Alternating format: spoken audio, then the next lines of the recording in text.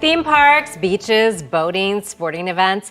Being in Florida, so much of what we love to do is outdoors, and that means sun exposure. I mean, we are in the sunshine state after all, and it's only going to get even hotter outside, so skin safety should be top of mind because of how common skin cancer is across the entire country. So while it's very important, skin safety is more than just sunscreen.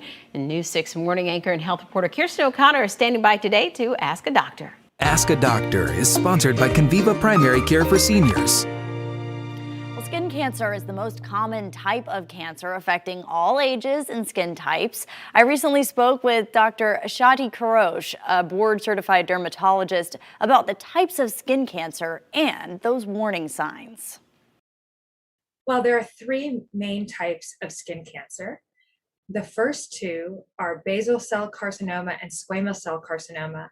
And these are non-melanoma skin cancers. So they're skin cancers that come from your regular skin cells, and they usually present as pink to reddish, either firm bumps or sometimes a scaly crusted spot on the skin. And they grow and sometimes they ulcerate and they bleed. And so that's often the indicator that there's a problem. And then the third type is melanoma skin cancer. And this is the skin cancer that comes from moles. And so it usually presents as a dark spot that grows in size and sometimes can become raised and then can also become ulcerated and bleed. And so the warning signs for that would be a changing mole, or a new mole on the skin that seems to be enlarging.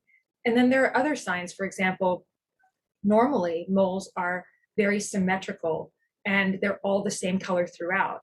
But melanoma skin cancers often have different colors in them. For example, they're not just brown like a mole normally would be, but sometimes they become very dark or black or have other colors in them like white or pink or even a bluish tint. And while skin checks are often routinely done once a year, dermatologists also play a huge role in identifying cancers that aren't even skin related. Dermatologists are trained to read signs and investigate, and that's why it's very important for people of all skin tones to get checked. Sometimes skin cancers and rashes on the skin can appear different in people of different skin tones. So for example, redness and the features of inflammation might appear different on someone with very fair skin versus someone with a darker skin tone where some of those hues may not be as obvious. And so it's very important, once again, for people of all skin tones to make sure that they establish care with a board-certified dermatologist and have skin checks from time to time so that things like that could be caught. Because it's true that, in people of different skin tones, the signs may present differently and in some cases may not be as obvious early on. Now, research shows 1 in 5 Americans will develop some form of skin cancer by the age of 70.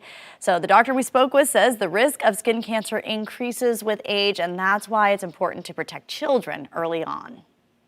The sun exposure that we receive early in life, in childhood and adolescence, really before the age of 20, is actually very critical in terms of our risk of developing skin cancers later on in life. So it is definitely understandable that many parents are asking about the best sun protection practices for their children.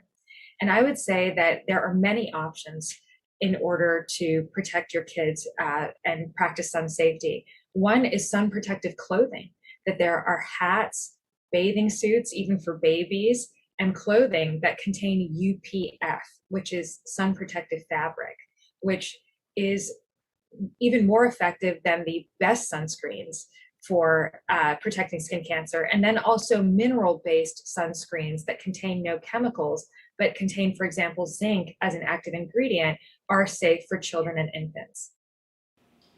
UV exposure that leads to sunburn has been proven to play a role in developing melanoma. Tanning beds come to mind, but that's not all. Dermatologists also recommend against putting hands and feet inside machines at nail salons because of unnecessary exposure to UV radiation. All things we should be thinking about all the time. Of course, like ladies, you were saying, we are in the sunshine state, but it's important to get back to those routine visits. Julie, back to you. Thank you, Kirstin.